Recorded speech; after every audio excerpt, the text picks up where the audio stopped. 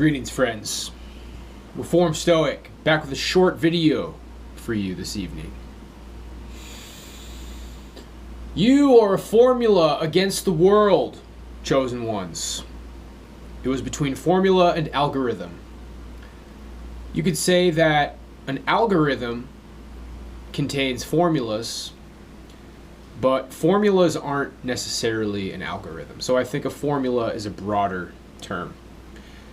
A formula sometimes can be used in the context of like a potion or some sort of an elixir, liquid kind of a substance. That makes alchemy come to mind.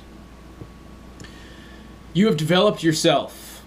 You have done the inner work, despite people continuously cracking the whip, telling you to improve yourself, to be something better for the world. But you are a formula against the world. And no weapon formed against you will prosper, but they will try.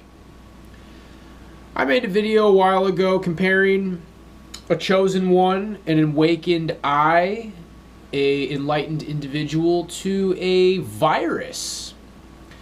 This goes hand in hand with a Gnostic kind of a worldview. If it's not beaten to death enough, we can invoke the movie The Matrix. Once again, what happens when you become among the ranks of Neo and Morpheus in The Matrix? You are seen as a virus within the Matrix, and the Smiths are recruited to destroy you, to deal with you. First, they try to deal with him bureaucratically, we can say. You know, he's trying to escape in his office when they seek him out before he's fully radicalized and taken out of the Matrix, taking the red pill and all that. At that point, they're trying to kill him. And you could say it's similar to your life. But in a hostile world, someone who is good will be attacked by the world, similar to how a virus would be attacked in a body.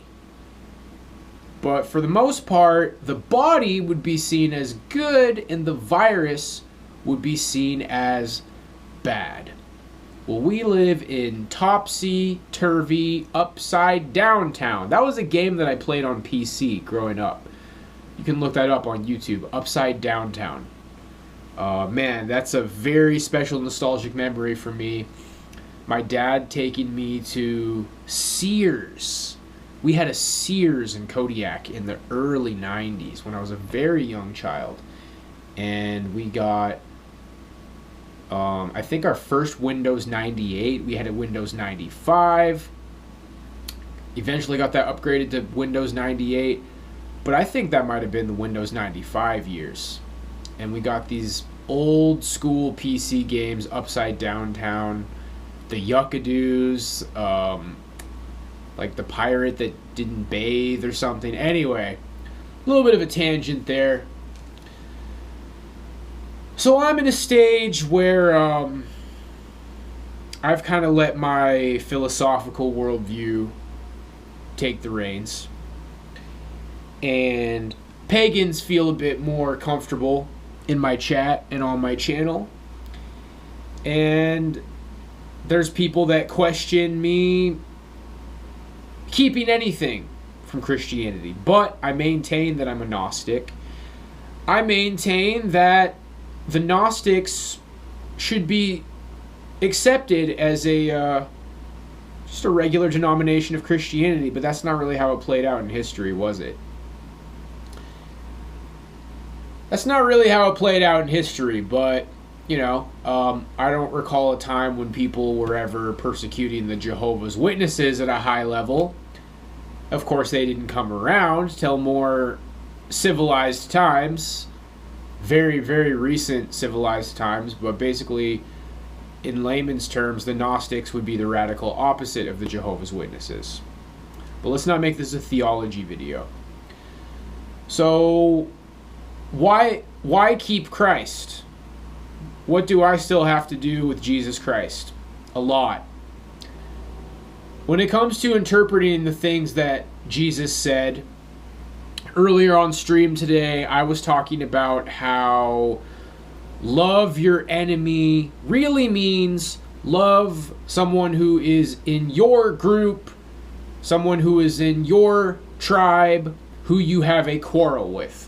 I think an example was especially helpful here, so I brought up Harry Potter. Draco Malfoy is Harry Potter's enemy.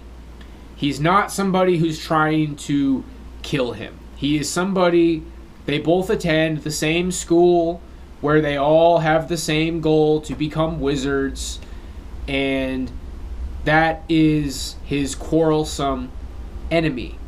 Now, Lord Voldemort is an outsider. That is somebody who, if you love them, it will put your life in danger. If this person is invading your home and using his magic spells to attack your family, and you say, "Oh, I love you so much, I love you, you love me," while you're getting killed and murdered, it's pointless and stupid. And yeah, that would be a horrible piece of wisdom or advice to listen to. So why is that my interpretation? Because it's pragmatic. Because the alternative of, oh, I love invaders who come to murder and kill my family, is completely nonsensical. And I feel like Jesus has proven to be actually quite intelligent and beyond intelligent. But we're not here to discuss that. That was just something earlier on stream today. But I wanted to talk about that, setting up the idea that when you were trying to interpret the wisdom of Jesus, sometimes you just need to go with how it sounds. Like, what does it sound like he's saying when he's talking about worldliness? See, that's where I think mainstream Christianity bends over backwards. You might make the argument that I just bent over backwards for love your enemy. I think that's an issue of English translation. I think that's an issue of the setting. Jesus is talking to people who are in more or less times of peace in their villages, in their towns. I think that it was understood at the time that your enemy is someone from your school, from your neighborhood, from your village, who is quarrelsome with you. I also said the kid that kicks over your blocks at daycare, the person at work who gossips about you sometimes. That's your enemy. But when it comes to worldliness, I think that not only is the church bending over backwards, but they're not being pragmatic. They're not being reasonable, like I was with the question of love your enemy. What is worldliness? What does it mean to not be of the world? And what does it mean to be of the world? Well, that is where I'm suggesting that you can take it just as it sounds. Like, that's a good translation. Because what happens in church is you find people who are very much involved in the world. And it's not something that you need a microscope or a magnifying glass. Well, what does that mean? What is this mystery of being of the world? To put it bluntly, and then we can kind of unpack it further, you have a job, you have a family, you live like this sitcom life where there's quite a few people in your life and you are kind of like a pillar of your community. So now that's where people say, oh, what? So it's bad to have friends, so it's bad to have a job, so it's bad to be a part of society? Come on now, Stoic. Well, hey, don't shoot the messenger. That's what Jesus said. That is what I am telling you that Jesus said. And it's not from the Nag Hammadi. It's not from the Gospel of Philip or the Gospel of Thomas, these like Gnostic, non-canon books. It's from the Gospels. Jesus said, be in the world, but not of it. Okay, so in the world. So you can have a family. You can have a job. You can be a pillar of your community, but you're not of the world. Now, okay, Stoic, so you've basically just said that your original example was wrong, and you've contradicted yourself, and by the rules of Aristotelian logic, you are an idiot dressed as a low-effort Dragon Ball Z character.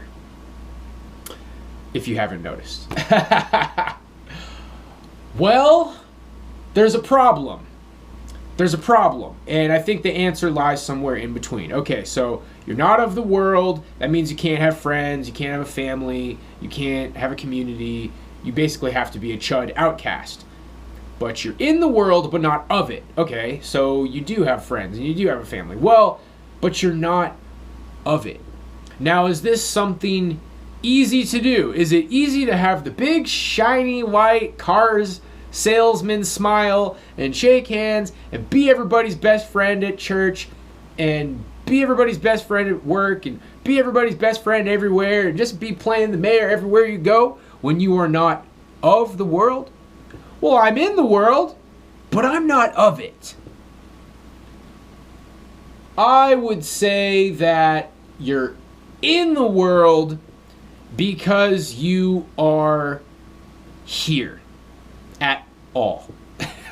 In the world is basically, I still walk on the sidewalk, I still drive on the roads, I still go to the gym, I still shop at the grocery store. I am in the world, but I'm not of it. I would say that that's a lot more in the direction of the outcast chud. And chud is just a word that I like to say that means basically whatever I want in the realm of not having community. So, Jesus said that. Jesus spoke of worldliness like it's a bad thing. To be in the world, but not to be of it. You, chosen one, are a formula against the world. You could say an algorithm. Your formula is like an algorithm against the world. You have done the work. You have awakened the spark. What you do in your awakened, healed state is cause damage to the world around you. Because the world around you is not right. This is not the way that things should be. And I would go as far as to say that it has everything to do with people. Now, what I was thinking about earlier is like, well, you know, nature is chaotic and untamed. I think about a lot of people in Alaska. The grizzly man, he's like, oh, you're just a big, beautiful bear. You're just a big, beautiful sweetheart. Oh, it's okay, sweetie. And then eventually he got himself killed. And his fiance, or a girlfriend, or whoever it was. The grizzly man in Alaska, you can look up his story. Then there is Chris McCandless.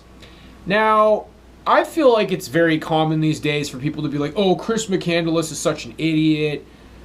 A lot of Alaskans fall into the pitfall of they want to be like they have the hot take because they're Alaskans. It's like, everybody in Alaska thought Chris McCandless was an idiot. I used to say that. I used to say that when I was in my young 20s. Alaskans are very eager to be like, I'm from Alaska. I can give you the hot take about Chris McCandless. He was an idiot. I actually have some respect for Chris McCandless. I'm not really on team dying young. I believe in living as long as you can. Being in the world, but not of it. When you die, you're no longer in the world. Okay, so Jesus is not telling people to do a flip, essentially, if you catch my drift. So, you know, Chris McCandless was from a well-to-do family. He was in line to go to Ivy League schools and live this privileged life. And he just said, I don't know exactly what it is, but this is just all cancer. This is just toxic, and I want something else. He went to Alaska. He lived in the woods. He went on some, I believe, canoe, kayak travels, and he went searching. He wanted to have this kind of primitive lifestyle, and he did not last especially long. But I wanted to invoke those two people, Chris McCandless and the Grizzly Man. Nature is chaotic, untamed. It can be very beautiful. The flowers. A big argument against Gnosticism is like, well, when you go outside and look at the dang old sunset, it's beautiful. What do you mean we live in a demiurge creation accident soul trap? Well, nature essentially isn't the problem. But if you try to go be a hippie, you might get eaten by an alligator, or mauled by bears, or starve to death. That is the nature of nature. But essentially, other than the fact that a bear might maul you, or an alligator might eat you, or you might fall off a cliff, or starve to death, nature's not the problem. The problem is people. People seem to be the conduit of worldliness. Worldliness seems to manifest from the things that people do, the systems that people create. I just wanted to establish that point because I myself am a fan of nature, and if you're someone who wants to experience nature, I've been telling people that I'm going to make a video about homelessness, homeless maxing, homeless YouTubers are based. You can have an element of masculinity and control, and you can go out there and you can tame nature. Because one of the most masculine things you can do is walk into the woods, build a shelter, figure out how to get power, how to eat, how to have internet. I mean, you don't need internet, but somebody like me, it's like, yo, I'm going to want to like play drums out there. I'm going to want to have internet out there. I'm going to want to like be living good out there off the grid. And that's the problem. And that's what makes it so hard. But, this video probably doesn't need to go that much longer, you guys. It's just that you are a formula against the world. It gets to a point where it's kind of like Goku on the spaceship with the gravity multiplier machine. That becomes a staple in the show from that point on. Increasing the gravity. The gravity for you on this planet is now heavier than it is for everybody else. The system wants to destroy you. The principalities want to destroy you. The people who are reliant on the Matrix, as explained by Morpheus to Neo, who ultimately aren't supposed to be inherently bad, but they're serving an evil system, therefore they kind of become your enemy. It doesn't mean you want to just go beat up a bunch of random people, but it means they might get in your fucking way, and you might have to deal with them. They might just get in your way. So you want to have this kind of like Goku aspect about you. It's like, hey man, I don't want any trouble. I don't want to fight. Turn the other cheek. What turn the other cheek means is, I think, exactly what Goku displays a lot in Dragon Ball Z. When somebody is talking a little bit of shit, you don't go straight for the blammy, dude. You don't go straight for the, like, as soon as somebody lips to you, as soon as somebody kind of gives you that kind of cocky, you don't immediately go for the beating the shit out of them. that is a last resort, okay? And ultimately, you just like, hey, you're in my way, get out of my fucking way. They try to get in your way again. Bam, bam, out of my way. Okay, you get the point now? Thank you, I'll be on my way. Kind of like Monty Python and the Holy Grail.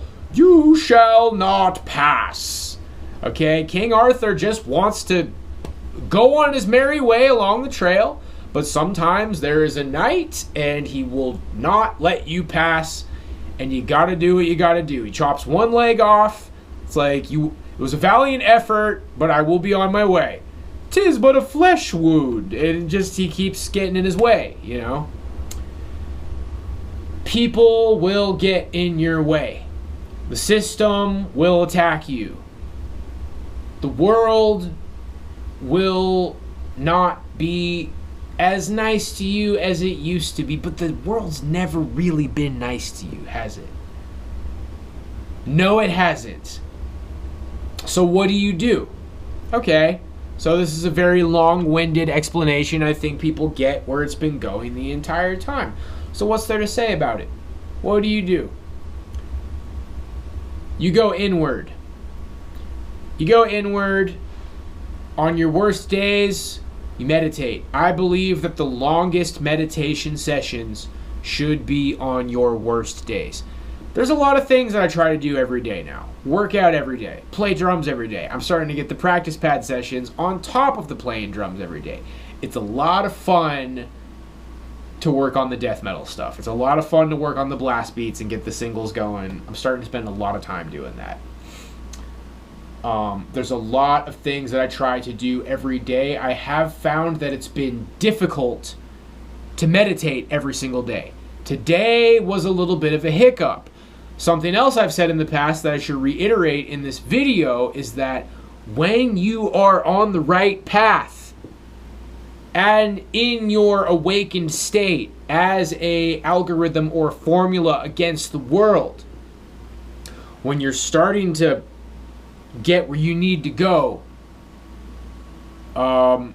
emissaries of the darkness, the principalities, mysterious negative things are going to happen to make you doubt yourself, to make you think, maybe I'm not on the right path. Maybe things aren't going well. That's what today was.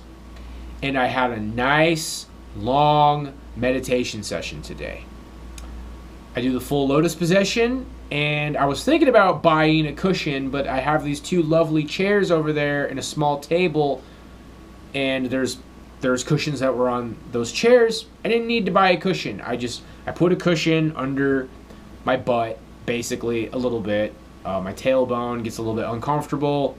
You want to be comfortable if you can do the full lotus position. I've actually known how to do that since I was a kid. I learned it in my dad's karate class. If you absolutely can't do it, it's not completely necessary, but I think it is something that people can do. Full lotus position, a cushion if you need it, and just, you don't need to like push for hours and hours and hours and hours, but it might get to a point, like I'm building up the blast beats, like you're building up the weights, progressive overload. Yeah, build it up. I used to say in the past, just 5 minutes is fine. Actually, build it up. That's where I'm at now. And I believe your worst days should be your longest meditation sessions, because you need it. Because I was feeling some type of way today. Man, today was my boxing day. I did my 6 rounds on the heavy bag, 10 minutes jump rope, hit the abs, a little bit of stretches, went on a walk, only had $1 in cash, so I hit a blammy, hit a clean 860. 883 is the record, but I usually need like 3 or 4 to get my best one. 860 on the first isn't too bad. Had a couple of just slightly negative experiences today. Felt a little bit some type of way. Really long meditation session. Got very deep into it, and it definitely served its purpose. You need to go inward. You need to meditate. You need to quiet your mind. A few enlightenment type of channels have been relaying the same message lately about the meaning of life, about the big picture. There is no goal. This hustle culture, this I gotta get this, I gotta build this up, I only have 60 grand saved, I need 100 grand saved. I only have this car, I need this car. I only have this house, I need that house. I need to get a girlfriend. I need to get a wife. I need to have a family. There is no goal. There's nothing. If you want to, you can go into the woods and survive and just enjoy being alive. Okay? That's how it is for the chosen ones. That's a part of the awakening. There is no goal. It doesn't matter. I stopped some of the things I was doing for a while. I stopped the drumming grind for a while. Now I'm like, it doesn't matter that I stopped. It doesn't matter if I keep going, but I'm going to keep going. And what I found that I think is a gift from God is that I really pretty much think that I kept getting better and that it's fine and that it doesn't matter. And I'm not going to go into any more detail about that, but I do think it's kind of a blessing that even though I kind of veered off of the path, I'm still a good drummer. It doesn't really matter.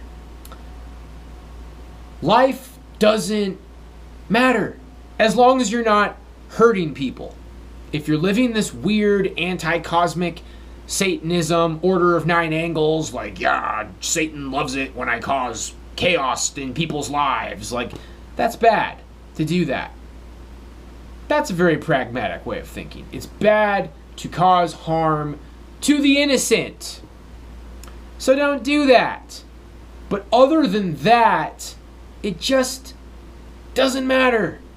You can go get a PhD from Harvard, or you can go be homeless in the woods and watch the sunset every night until you die. There's something to that. You might not be in a place where you find that especially inspiring. You might not find that helps you with anything. But here's the thing. You embrace that for a while. None of this matters. And then you think, so what do I want to do? What's important to me? Oh, by the way, the world hates you. Because you're in the world. That's why they're able to get to you, because you're there. If you go into the woods, if you run away from it all, you might actually find that you're completely free. And you can do that if you want. But you're in the world, and you're taking shit from the emissaries of darkness, from the principalities, from the NPCs who just sometimes get in your way. You shall not pass. Please get out of my way, so I don't have to. You know what I mean? What do you want to do? It's up to you, because none of this shit really matters, man. What I think should matter to you, the chosen one, going inward, meditating, soul searching, seeking, learning, deepening. I'm still on the path. I'm still searching. Keep on searching, seek and destroy. We're still searching. You can do what you want to do. But from a little bit of a less spiritual perspective, from more of a political, like, hey, you know, what's happening to the West? What's the deal with Western civilization? I mean, come on. You said that there was too many people and you let in millions of immigrants. Which one is it?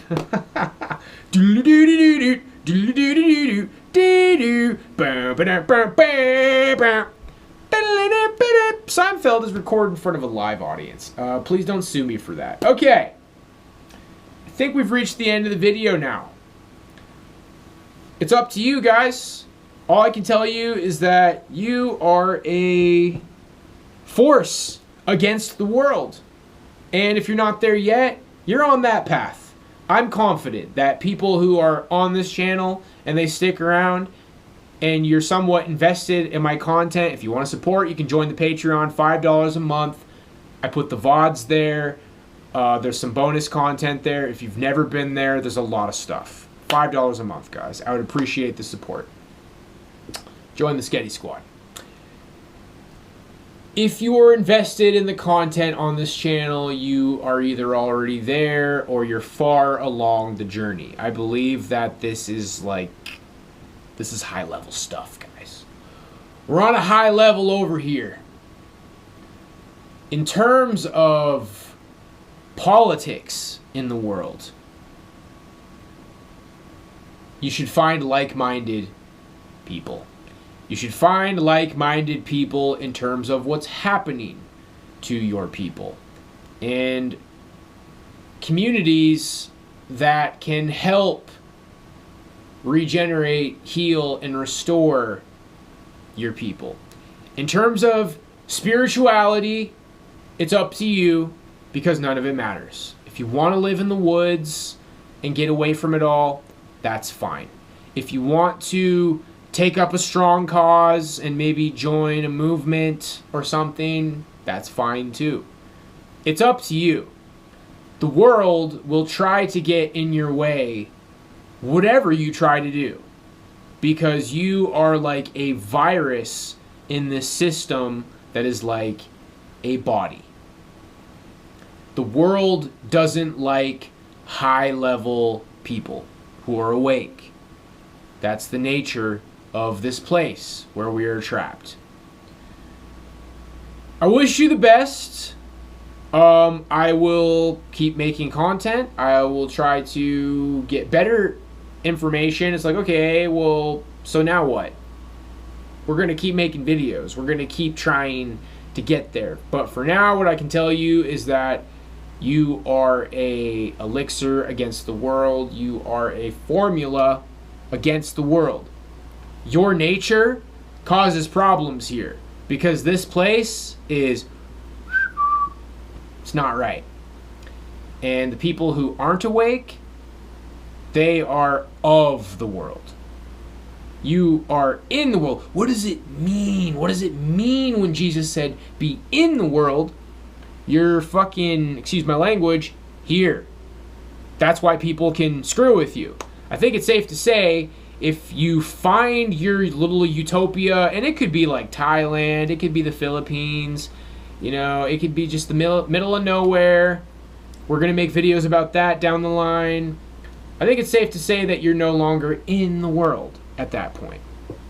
Jesus suggested that you should be in the world. So that suggests that you're having some kind of an influence, okay? And when people are able to screw with you, it suggests that you are having an influence. You might think that you're not having any influence. You probably are, okay? So if you're enlightened and nobody is screwing with you, it means you're probably not in the world. Jesus did say that you should be in the world, but you're not of it. And if people are attacking you, see, what all of this points towards is that if people are attacking you, you're having an influence. You're in the world. You're not of it. You're doing something positive. By being here and getting attacked by NPCs, you're doing something good. I'm doing something good. It might not seem that way to the NPCs that are attacking me, but they don't matter. They don't. The NPCs in the Matrix that Morpheus warns Neo about, they're not really good or bad. They're just there, and for your purpose, they will be bad a lot of the time. And you should try to turn the other cheek. Sometimes they're just going to have their little Reddit moment where it's like, I can't believe it. Okay, you don't want to put a fucking Chuck Norris beat down on them just for, like, being Reddit, okay? What turning the other cheek is just... and moving on. And what you're going to find is that's the most enlightened response to have, because Jesus was right.